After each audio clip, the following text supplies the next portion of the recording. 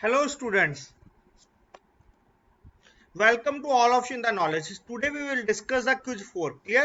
अभी तक हम आप लोगों के साथ तीन क्विज डिस्कस कर चुके हैं, तो ये आज हमारा फोर्थ क्विज सेट है आप लोगों के लिए। और आज के सेशन में भी हम जैसे कि पहले डिस्कस करते आ रहे हैं आप लोगों के साथ 10 क्वेश्चन डिस्कस करेंगे। तो सबसे पहला क्वेश्चन आप लोगों की स्क्रीन के ऊपर है और बहुत ही ज्यादा इंपॉर्टेंट क्वेश्चन है। देखो आप लोगों को ये सारे के सारे क्वेश्चंस के अपडेट्स आपको हमारे YouTube चैनल्स के ऊपर मिल जाते हैं और इनकी PDF के लिए आप हमारे टेलीग्राम ग्रुप को ज्वाइन कर सकते हैं। और ज्यादा क्यूजीज की प्रैक्टिस के लिए आप हमारी वेबसाइट test.knowledge.in के ऊपर विजिट करके टेस्ट सीरीज के रिगार्डिंग क्वेरी भी कर सकते हैं। क्लियर? तो सबसे पहला क्वेश्चन आप लोगों की स्क्रीन के ऊपर है, बहुत ही ज्यादा इंपॉर्टेंट क्वेश्चन है। देखो इंपॉर्टेंट क्यों है मैं अभी आप लोगों को बताता हूँ 5 to 10 मिनट्स के बाद, 1-2 मिनट्स के बाद ही डिस्कस करने के बाद। देखो सबसे पहला क्वेश्चन क्या कहता है, which state capital local area which state capital local area bank limited locate belongs to? Basically capital local area bank limited is belongs to which state? We have four options: Maharashtra, New Delhi, Punjab and Rajasthan. Clear? We have four options: Maharashtra, New Delhi, Punjab and Rajasthan. So basically capital local area banks belongs to Punjab. I think all of you are aware that Capital Small Finance Bank. Please tell how many of you are aware regarding Capital Small Finance Bank. Basically capital LAB, they are all local area bank basically called as LAB. So capital LAB basically was converted into the Capital Small Finance Bank in the year 2016. Clear? Earlier ये आपका capital local area bank ही था, जो बाद में बदलकर किस में convert हो गया? कैपिटल स्मॉल फाइनेंस बैंक में। Capital small finance bank India का सबसे पहला स्मॉल फाइनेंस बैंक था। इसका और हेडक्वार्टर कहां पर आ जाता है? जलंधर में आ जाता है। Clear?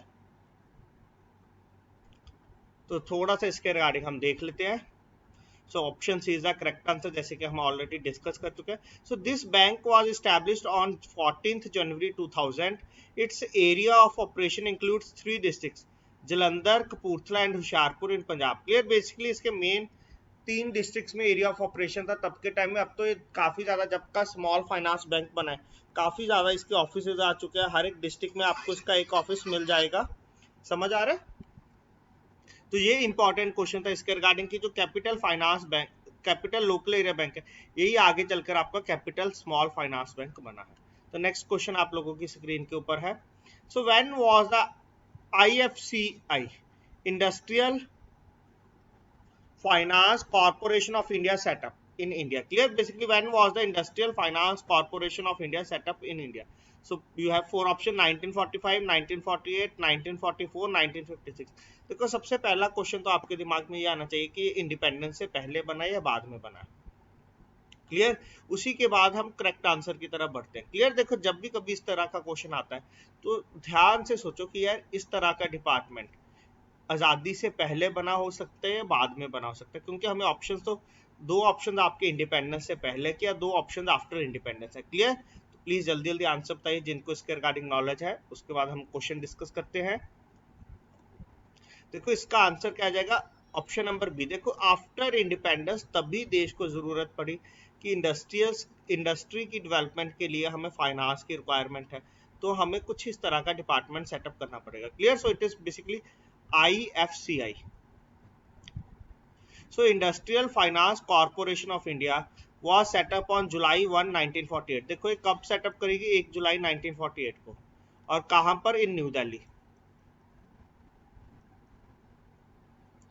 Was set up on 1st July 1948 in New Delhi to provide medium and long-term financial assistance to the manufacturing, services and infrastructure sectors. Clear? Basically किसके लिए सेटअप करी गई? आपका जो मैन्युफैक्चरिंग सेक्टर हो गया, सर्विस सेक्टर हो गया, जो इंफ्रास्ट्रक्चर हो गया, उनको फाइनेंशियल असिस्टेंस प्रोवाइड करी जाए, long term and medium term. So next question on your screens now: how much credit small finance bank has to give to priority sector? देखो इसके रिगार्डिंग लेटेस्ट गाइडलाइंस मैंने पहले भी आपको बताया 31 मई को अपडेट हुई है, और उसके रिगार्डिंग सारी की सारी जो अपडेशन हुई है उसके रिगार्डिंग मैंने PDF ऑलरेडी टेलीग्राम ग्रुप में प्रोवाइड कर दिया और यूट्यूब के ऊपर भी मैंने 2 से 3 लेक्चर्स अपलोडेड करे हुए हैं। अगर आपको लेक्चर नहीं मिलता तो आप प्लीज टेलीग्राम ग्रुप ज्वाइन करके वहां पर ये लेक्चर देख सकते हैं और कमेंट सेक्शन में कमेंट भी कर सकते हैं। मैं आपको फिर भी उसके बाद भी लेक्चर का लिंक प्रोवाइड करवा दूंगा। Clear? So how much credit small finance bank has to give to priority sector? Small finance bank को बच्चे कितना क्रेडिट देना होता है as to priority sector? 50%, 75%, 40%, 80%. So please comment fast. How much credit they have to give to? How much credit small finance bank has to give to priority sector? 50%, 75%, 40%, 80%. So please comment fast. So the correct answer here is option number B, 75%. Clear? The small finance banks have been mandated to extend 75% of their credit to priority sector lending. Further, at least half of these loans should be below 25 lakh. Clear? देखो अगर 75% credit देना है तो उसमें जो half of the loans है वो आपके 25 लाख से कम के होने चाहिए। क्लियर? मतलब वो कहते हैं कि छोटी छोटी कैपिटल आपने ज्यादा डिवाइड करनी है। ये नहीं है कि आपने टारगेट पूरा करने के लिए 2-3 बड़े कस्टमर्स को ही वो सारा का सारा पैसा दे दिया। नहीं, समझ आ रहा है? प्रायोरिटी सेक्टर लैंडिंग में बेसिकली क्या होता है कि आपको मैक्सिमम टू मैक्सिमम पीपल को कवर करना है ताकि बेनिफिट हो। जो उसका मोटिव है प्रायोरिटी सेक्टर, तो उसका उस अकॉर्डिंग हमने डिवाइडेशन करनी है पैसे की। Next question, question number 4 on your screen now. So which of the following activities cannot be undertaken by a payment bank? देखो आप लोगों ने सुना होगा कि रिसेंटली 2-3 साल पहले आपके पेमेंट बैंक्स भी बनने शुरू हो गए। देखो पेमेंट बैंक बेसिकली क्या एक तरह से वर्चुअल बैंक है। अभी इनके इतने ऑफिसेस नहीं खुले। क्लियर? ये ऑनलाइन ही डील करते हैं। जैसे कि आपका पेटीएम हो गया, पेटीएम बेसिकली एक पेमेंट बैंक है। एयरटेल भी क्या है, एक पेमेंट बैंक है। बट एयरटेल के अभी जहां पर इनके कस्टमर सर्विस सेंटर है वो एक तरह से थोड़ी बहुत कस्टमर को गाइडेंस भी दे रहे हैं regarding the payment banks. Clear? So which of the following activities can not be undertaken by a payment bank? कौन सी एक्टिविटी जो पेमेंट बैंक के द्वारा अंडरटेक नहीं करी जाती? क्लियर?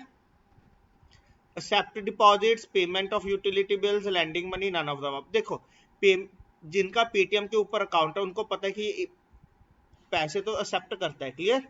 आप अपना अकाउंट खोल सकते हो, अपना एफडी डिपॉजिट खोल सकते हो। क्लियर? तो ये तो सही है। पेमेंट ऑफ यूटिलिटी बिल्स, बिजली का बिल भरना है, पानी का बिल भरना है, इंटरनेट का बिल भरना है। Clear? We have to do payment of all types of bills on payment banks. Clear? ये भी सही है। पेमेंट बैंक से आपको लैंडिंग मनी बेसिकली लोन नहीं मिलता। क्लियर? पेमेंट बैंक्स से आपको लोन नहीं मिलता। So option number C is the correct answer. Clear? So payment banks can not form subsidiaries to undertake non banking activities. Clear? एक तो ये नॉन बैंकिंग एक्टिविटीज नहीं कर सकते और payment banks are not permitted to lend to any person including their directors, और ना ही ये किसी को पैसा लैंड कर सकते हैं इंक्लूडिंग देयर डायरेक्टर्स। तो ऑप्शन नंबर सी हमारा यहाँ पर आंसर बन जाएगी। तो next question on your screen now, question number 5, very very important question. जो आपका आरबी कमेटी के विद रिस्पेक्ट टू कोई भी क्वेश्चन आता है तो वो इंपॉर्टेंट होता है। तो I request to all of you please write all this questions in your notebooks. Clear? PPT की जगह अगर आप इनको नोटबुक में नोट करते हो तो आपके लिए ज्यादा बेटर है। एक लाइन में पॉइंट, एक लाइन में उसका आंसर क्या है। क्लियर? बहुत ही ज्यादा इजीली आप लोगों के लिए रहेगा वो चीज। So what was the objective of YH Malagam committee set up by RBI? Review of poverty line, licensing of small finance banks, monitoring of bad loans, D none of the above। देखो जो YH Malagam committee थी ये उसके chairman थे committee के, तो इन्हीं के नाम पर कमेटी का नाम रखा जाता है। क्लियर? बेसिकली तो रिव्यू ऑफ पॉवर्टी लाइन नहीं, no. Licensing of small finance bank, no. Basically जो ये कमेटी थी मॉनिटरिंग करने के लिए बनी थी of bad loans. Clear? YH Malagam committee.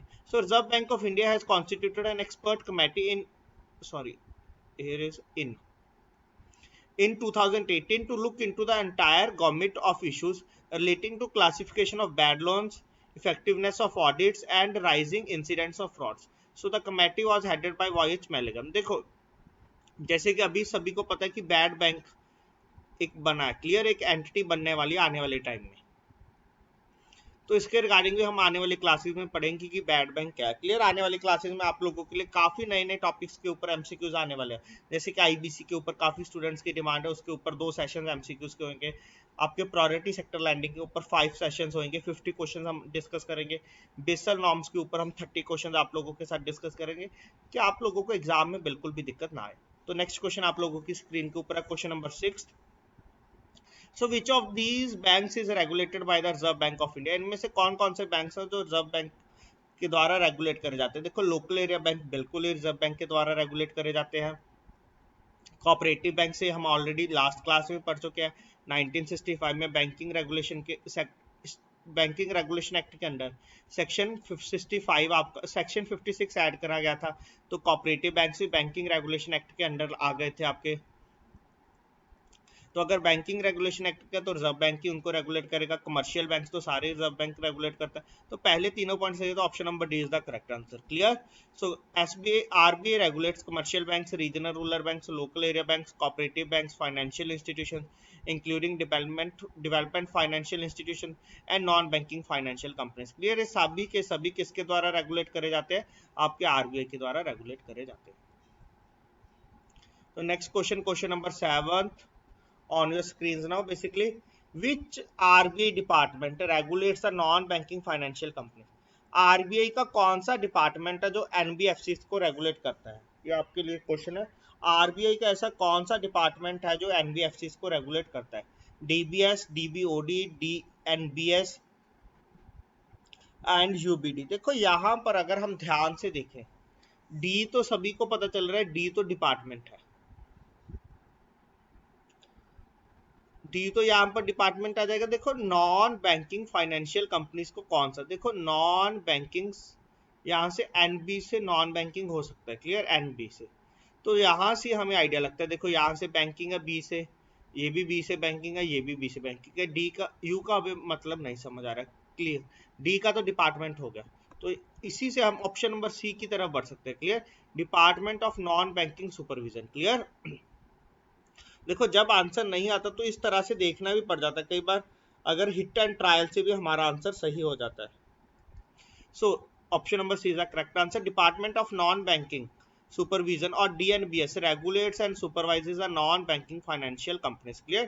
Department of non-banking supervision or department or DNBS regulates and supervises the non-banking financial companies. So next question, very important. Recently we can say that this is a current banking question.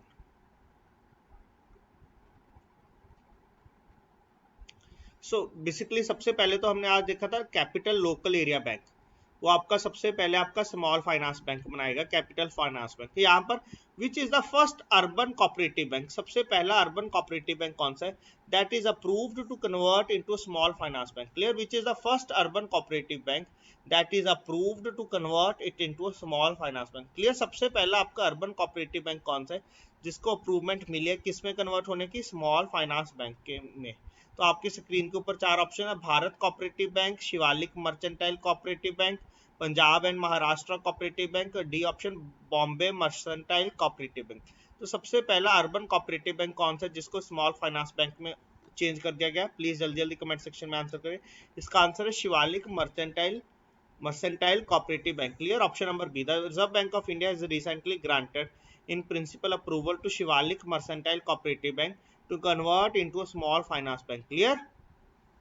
Option number B is the answer. Shivalik Mercantile Cooperative Bank को ही आपका किस में convert कर दिया गया? आपका small finance bank में convert कर दिया गया। तो यहाँ पे एक आधा क्वेश्चन हमारे लिए राइज होता है कि जो आपका शिवालिक मर्सेंटाइल कोऑपरेटिव बैंक है, इसका मेन ऑफिस कहाँ पर आता है? शिवालिक मर्सेंटाइल कोऑपरेटिव बैंक का मेन ऑफिस कहाँ पर आता है? सो प्लीज जल्दी जल्दी कमेंट करिए कि शिवालिक मर्सेंटाइल का कोऑपरेटिव बैंक का मेन ऑफिस कहां पर आता है? इसका हेड ऑफिस आता है बेसिकली आपका सहारनपुर यूपी में। क्लियर? सहारनपुर यूपी, ये यूपी का आपका बैंक है। देखो शिवालिक, देखो सहारनपुर आपका बेसिकली आपके उत्तराखंड के साथ वाले एरियाज आ गए, तो शिवालिक हिल्स होती है तो वहीं से ये नाम लिए गए हैं। क्लियर? उसी एरिया के बैंक आ गए। Next question, question number 9th. So who is the head of the high level expert group on farm exports recently set up by the 15th Finance Commission? देखो किसको हेड बनाया गया? जो एक committee बनाई गई ऑन फार्म एक्सपोर्ट्स, और committee किसके अंडर सेटअप हुई? आपके 15th फाइनेंस कमीशन के अंडर। तो आपके ऊपर 4 ऑप्शन है, एनके सिंह, यूके सिन्हा, तपन रे, संजीव पुरी। देखो ये चारों पर्सन अलग अलग कमेटीज के हेड रह चुके हैं। Clear? NK Singh, UK Sinha, Tapan Ray, Sanjeev Puri.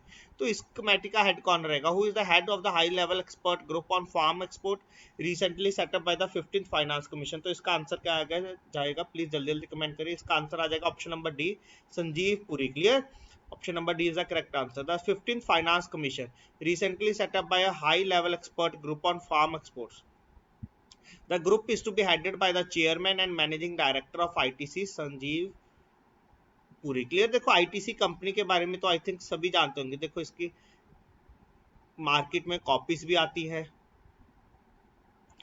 ये मेनली सिगरेट का ब्रांड आता है इनका, सिगरेट इन्हीं की आती है। ITC Kolkata headed based company है ये, लोकेशन बेस्ड कंपनी, और ब्रिटिशर्स के टाइम से इस्टेब्लिश हुई है। क्लियर?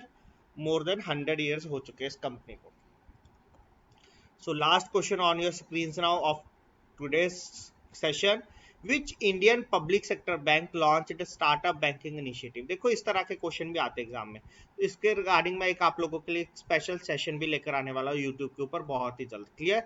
कि कौन सा पब्लिक सेक्टर बैंक ने लॉन्च करा आपका स्टार्टअप बैंकिंग स्कीम। देखो ये एक तरह से स्कीम्स ही होती है, तो अलग अलग बैंक से अलग अलग टाइम पे अलग अलग स्कीम्स लॉन्च करते रहते हैं। तो इसके ऊपर एक सेशन है जिसमें मैंने लास्ट 3 to 4 मंथ्स की स्कीम्स को कोलैबोरेट करा हुआ है जो बैंक्स अलग अलग बैंक्स के द्वारा लॉन्च करी गई। So which Indian public sector bank launch at startup banking initiative. कौन से पब्लिक सेक्टर बैंक ने ये स्कीम लॉन्च करी है? Clear? Initiative state bank of India, bank of Baroda, Punjab national bank, bank of India. तो ये स्कीम है, ये कौन से बैंक ने लॉन्च करी है? बेसिकली आपका option number B is the correct answer, Bank of Baroda. Clear? So India's leading public sector bank, Bank of Baroda, started startup banking initiative to connect with the startup firms across the country. देखो bank of Baroda के regarding एक important question तो बहुत ही ज्यादा आप लोगों के exam में पूछा जाता है कि इसकी टैगलाइन क्या है। ये इंडियाज इंटरनेशनल बैंक है। क्लियर? India's international bank. देखो अभी तो चलो बाकी काफी बैंक्स की बहुत ज्यादा फॉरेन ब्रांचेस हो चुके हैं, एसबीआई में बहुत ज्यादा ब्रांचेस है। जब इसकी टैगलाइन ये जब इस आपका कुछ टाइम पहले क्या था कि इसकी सबसे ज्यादा इंटरनेशनल ब्रांचेस थी बैंक ऑफ बड़ौदा की। देखो एसबीआई की इसलिए ज्यादा होगी क्योंकि इसमें इसके एसोसिएट्स मर्जर हो गए। क्लियर? मर्जर के बाद बहुत ज्यादा डिफरेंस पड़ा। मर्जर से पहले की अगर बात करें तो बैंक ऑफ बड़ौदा ही अकेला ऐसा बैंक था जिसकी सबसे ज्यादा इंटरनेशनल बैंक ब्रांचेस थी, तो इसलिए इसको इंडियाज इंटरनेशनल बैंक इसकी टैगलाइन है। क्लियर? यही कई बार क्वेश्चन आप लोगों के एग्जाम से पूछा जाता है। क्लियर? तो आज के सेशन में हमने सभी के सभी 10 क्वेश्चन इंपॉर्टेंट जो आप लोगों के साथ डिस्कस करें। So thanks to all of you for watching this video and kindly subscribe our YouTube channel Knowledgeist। Clear? सभी लेक्चर्स के अपडेट आपको Knowledgeist के YouTube चैनल के ऊपर मिलेंगे, सभी वीडियोज यहीं पर प्रोवाइड होंगे, और इनके रिगार्डिंग आपके अपडेट्स या स्टडी मटेरियल आपको हमारे टेलीग्राम ग्रुप पर मिल जाएगा। और अगर आपको ज्यादा जानकारी के लिए आप हमारी वेबसाइट के ऊपर भी विजिट कर सकते हैं knowledgeist.in, और हमारे फेसबुक पेज को भी लाइक कर सकते हैं Knowledgeist। So thanks to all of you for watching this video and we'll meet you very soon with a new video।